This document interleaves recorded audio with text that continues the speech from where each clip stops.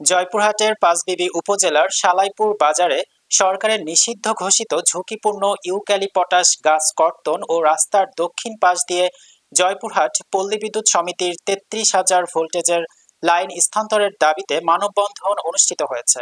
বিস্তারিত দেখুন জয়পুরহাট থেকে আব্দুল কাইয়ুমের প্রতিবেদনে। রোববার পাঁচবিবি কামাদিয়া সড়কের সালাইপুর বাজারের স্থানীয় এলাকাবাসীর ব্যানারে এ মানববন্ধন অনুষ্ঠিত হয়।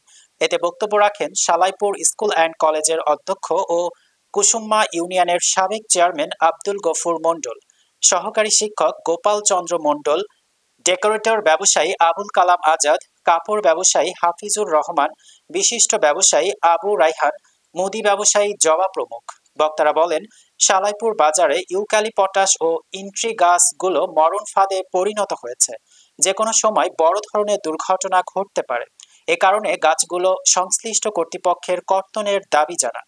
অপরদিকে বাজারের দক্ষিণ পাশ দিয়ে পল্লী বিদ্যুৎ সমিতির ৩৩,০০০ ভোল্টেজের লাইন থাকায় সেটিও অন্যত্র সরানোর দাবি জানান তারা। যেন আমাদের এই গাছগুলা কর্তন করার ব্যবস্থা করে দেন।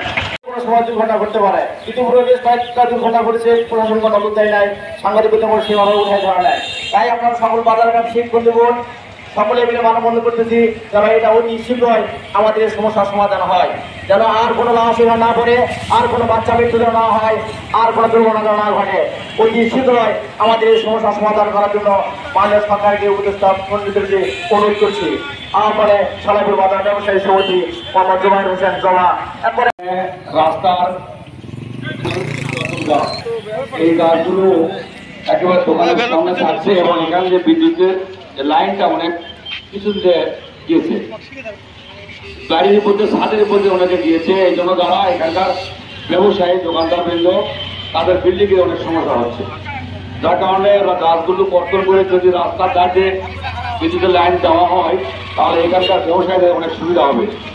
সেই লক্ষ্যে আমরা মানব বন্ধন করে এখানকার যারা ব্যবসায়ী সালাইপুর বাজারের ব্যবসায়ী দোকানদার বৃন্দ এই মানব বন্ধনের মাধ্যমে আমরা জানাতে চাই সরকারের কাছে যে গাছগুলো দক্ষিণ পাড়ের গাছগুলো কেটে সেই জায়গাতে বৈদ্যুতিক তার খাম্বা দিয়ে খাম্বা নির্মাণ করার জন্য এই মানব বন্ধনের মাধ্যমে আমরা আহ্বান জানাচ্ছি।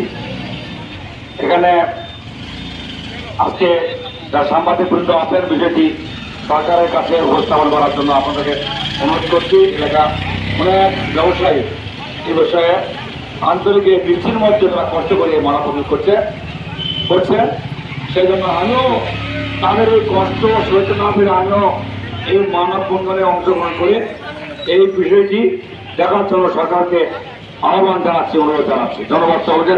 আসসালামু আলাইকুম। মানুষ হাঁটতে পারে না, দুই সাইডে ড্রেন নির্মাণ করা খুবই জরুরি।